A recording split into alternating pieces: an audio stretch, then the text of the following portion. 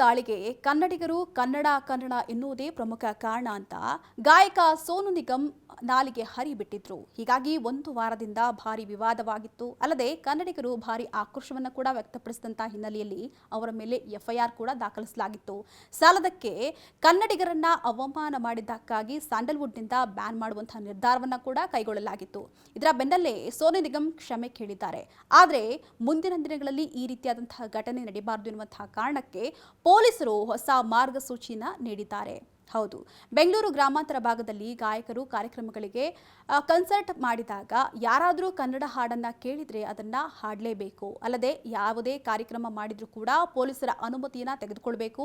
ಅನಗತ್ಯವಾಗಿ ಪ್ರೇಕ್ಷಕರ ಜೊತೆ ಕಿರಿಕ್ ಮಾಡುವಂತಿಲ್ಲ. ಜೊತೆಗೆ ಜಾತಿ, ದೇಶ, ಸಮುದಾಯದ ಬಗ್ಗೆ ಹಗುರವಾಗಿ ಮಾತನಾಡುವಂತಿಲ್ಲ. ಜೊತೆಗೆ ಯಾವುದೇ ಕಾರ್ಯಕ್ರಮಗಳನ್ನ ಮಾಡೋದಕ್ಕೂ ಮೊದಲು ಅನುಮತಿಯನ್ನ ಪಡೆದು ಮಾರ್ಗಸೂಚಿಯನ್ನ ಪಾಲಿಸಬೇಕು. ಒಂದು ವೇಳೆ ಮಾರ್ಗಸೂಚಿಯನ್ನ ಒಪ್ಪದೇ ಇದ್ರೆ ಕಾರ್ಯಕ್ರಮಕ್ಕೆ ಅನುಮತಿಯನ್ನ ನಿರಾಕರಣೆ ಮಾಡಲಾಗುತ್ತೆ ಅಂತ ಪೊಲೀಸರು ಸೂಚನೆಯನ್ನ ನೀಡಿದ್ದಾರೆ.